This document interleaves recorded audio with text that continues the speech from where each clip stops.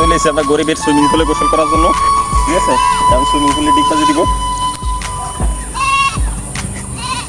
হ্যাঁ দেন তো ভাই ডিগবাজিটা দেন তো।